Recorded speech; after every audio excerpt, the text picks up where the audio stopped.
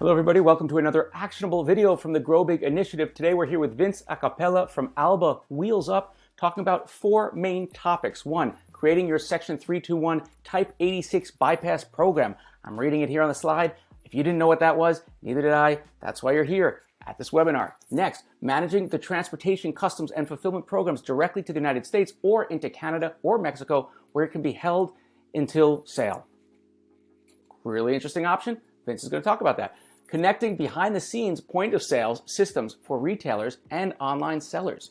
And finally, providing simplified billing and management of the entire entry process. Again, this is an ever-changing world, and I don't know anybody more equipped to talk about it than Vince Iacopella, who has an understanding of the intersect of policy and trade and actionable issues that retailers and brands face when they're talking about sourcing and then fulfillment. Let's talk to Vince right now, listening in. An overall review of Alba Wheels Up is we are a mid-market customs broker and freight forwarder on the what I call the trade-sensitive side of the market.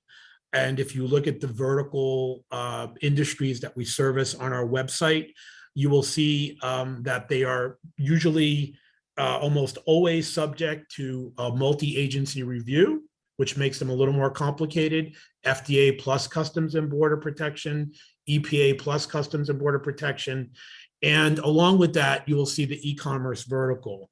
And the e-commerce vertical is probably one of the most sensitive issues that Customs and Border Protection is focused on when it comes to customs brokers, when it comes to shippers, because of the duty-free status and other issues such as intellectual property, and value of the shipments, which we'll get into in this presentation. So this is what we consider a trade sensitive issue. What we've done here over the last year or so on the growth and strategy side is we beta tested this product with several customers with success. We have now packaged this service and product into something that's more broadly marketable that more companies can plug into. So let me do a review of the services. Basically, you will see, what is a Section 321 entry? We hear Section 321. Section 321 is basically a statute or a law, also known globally as the de minimis, which is basically the minimum amount or maximum amount that one can enter without paying duties. So in 2015 and 2016, you'll see from this slide that that amount changed from the $250 area to $800, which was a considerable change, really opened the funnel for what was eligible. Secondly, when you look at our products and services, a lot of them are dependent on when you know the US consumer, when you know the purchaser. So depending on whether the ultimate purchaser's identity is known when the goods leave overseas, Alba can offer one of 5 solutions to get the fulfillment. So we're really focused here on companies that are selling direct to consumer, but are sourcing mostly in Asia, but not exclusively in Asia. And Alba also offers solutions for goods that might require participating government agencies such as FDA, which up until recently were excluded from this provision and now can be included. So if you look at what we're presenting, you'll see an overall map of a lot of airplanes and a lot of vessels, and some of those vessels are still stuck waiting to berth outside Los Angeles waiting for space, as many of you know. But they do arrive, and we categorize our services into 5 services. So we have a direct air service, which is a newest service, which goes basically from Asia into LAX, O'Hare, or JFK, but not limited to those places. And that's the traditional section model, where the courier model, where the US consumer is known at origin. We also have an Ocean USA direct service, which is very specific to Los Angeles. And we have a USA to Mexico option. We have a Canada to USA option and a Mexico to USA option. And we'll talk about the differences between these services and why one would choose one over the other. So the air model, like I've already said, is the one that everybody's been familiar with. So even before the pandemic, you go on a platform, you order a package, it shows up on your front steps.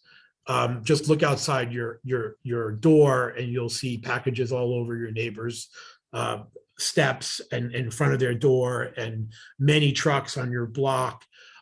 Those packages traditionally, until very, very recently, arrived by air and arrived directly and were driven by the air manifest.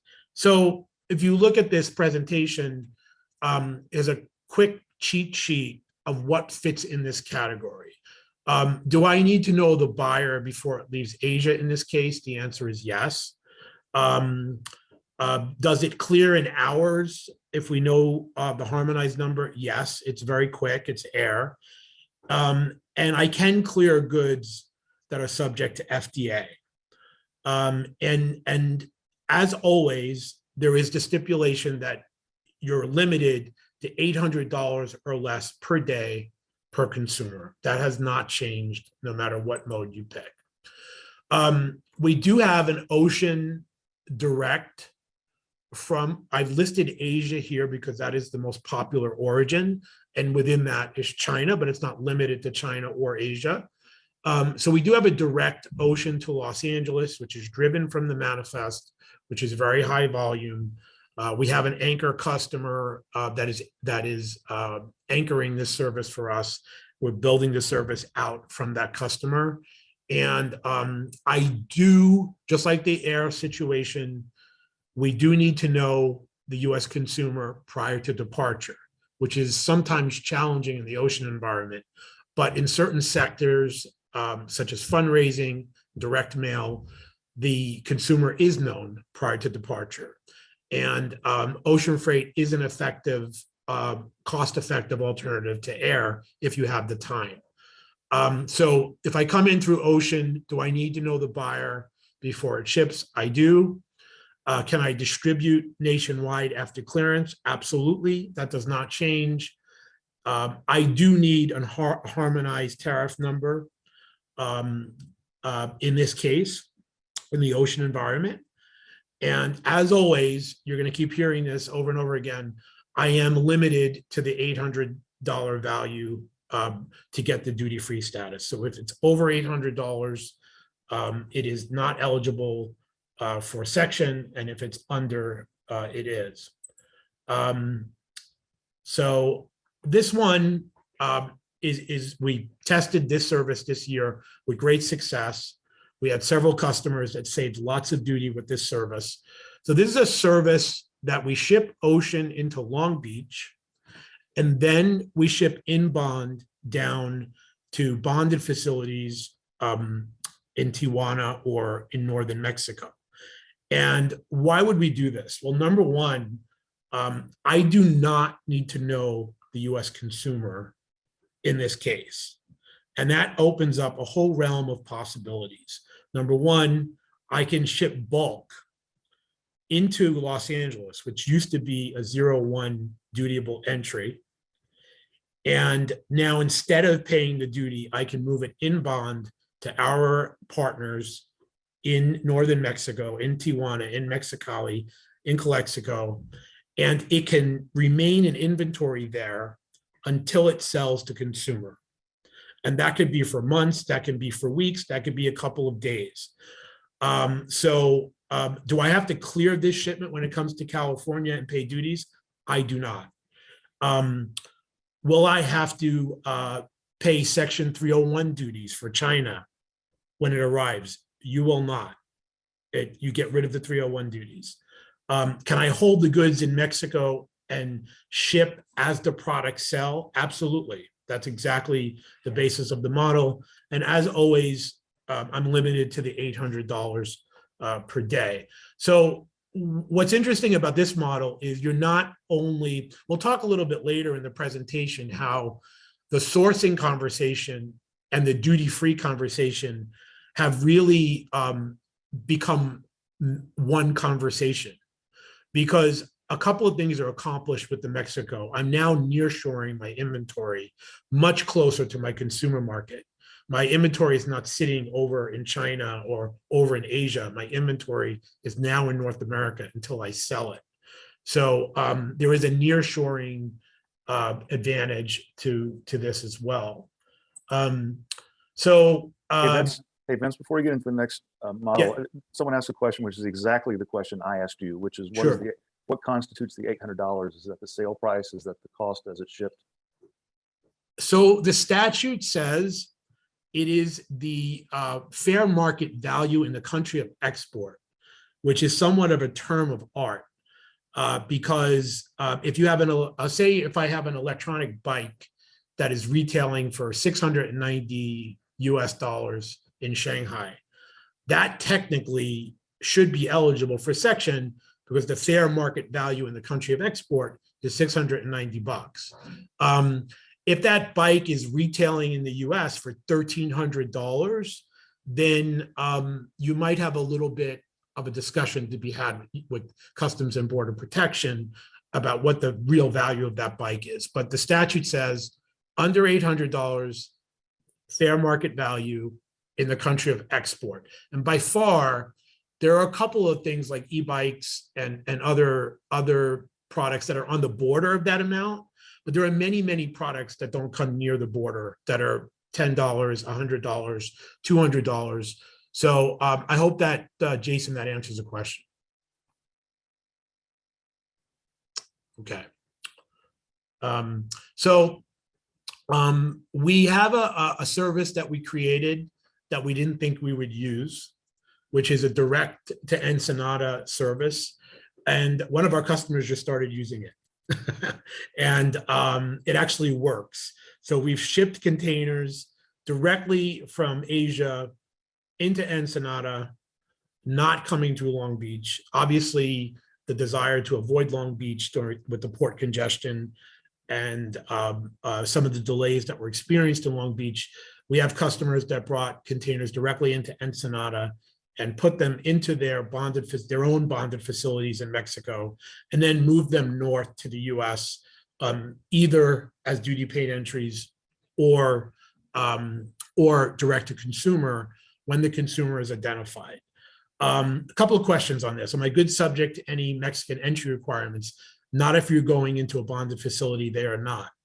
Can I ship a whole truckload to the US as long as all the buyers are individually named? The answer is yes, and this is the actual customary practice. You want to come into Mexico, store them in bond, have them move in a full truckload by manifest northbound. As long as you can identify the consumer, as long as each package is under $800 per consumer, it can come into the US market duty-free, and most people drop it in fulfillment right over the border. You can drop it into last mile, UPS, FedEx, whatever you like, on your account number in San Diego or wherever you like. So this Canada to US was used very heavily in 2020 during the pandemic. And I like to call it an alternative to the direct US ocean service. And the reason I call it that is that we move containers into Vancouver, we transload them in our bonded facility, and we cross at Blaine, Washington by truck on truck manifest, and that's it, just truck manifest. There's no ISF, there's no 86 type entry. It's a much simpler filing. Customs on the northern border is very used to this type of thing. And this stuff literally, for lack of a better term, flies across the border. Basically, as long as it's compliant and the data is good. So we moved about 300 containers this way in 2020 for 2 customers with great success, all of them duty-free. Couple of questions. I do not have to pay any Canadian duties. I do not have to pay any GST as long as it's in bond. I do have to know the US buyer as opposed to the Mexico option. I do have to know the US buyer in this case. And it's still subject, obviously, to the $800 per day. So this Vancouver option is a great direct to US ocean freight alternative. It works really well. It's a proven product and service. If you can fit into these guidelines, that works pretty well. So this is an actual container for an apparel company that we actually did. And this actually came through the Canada service. And had this come duty paid directly into the United States, the duties would have been $29,718, right? And the way we've handled it through the Canada service, the duties were zero. So on this one container, there was a $30,000 savings in duty. So it is a real thing if you are developing direct to consumer. What we're already finding is that a large percentage of our customers that are selling to brick and mortar and paying duty on 01, what we call 01 consumption entries, have a certain percentage already of their inventory, 15%, 20%, 25%, that they are selling direct to consumer. They're not just selling to the big box stores or brick and mortar. They're selling direct to consumer. And that portion of the sales, that percentage of their overall sales that are going direct to consumer are eligible right now for duty-free treatment. So if you're paying duty on a percentage of your inventory that's going direct to consumer, you shouldn't be. You really should be looking into a way to separate that out, which is your brick and mortar direct to consumer from your direct to consumer. So brick and mortar, going to the big box store, I won't name them. We all shop there. Oh, do we shop there anymore? I don't know, but we used to shop there instead of online. And by far, that's the bulk of what's going on. But a good 20 to 30% of that inventory that's going direct on an online marketplace or online platform is actually eligible. Okay, we cut Vince off just a little bit at the end there, but as you can see, there is no way to fit all of what he knows into a single webinar. If you want to get in touch with him, click on some of the links. And again, subscribe, follow us here at the GrowBig Initiative so you can learn how to optimize your sales across multiple channels and geographies. We'll see you soon.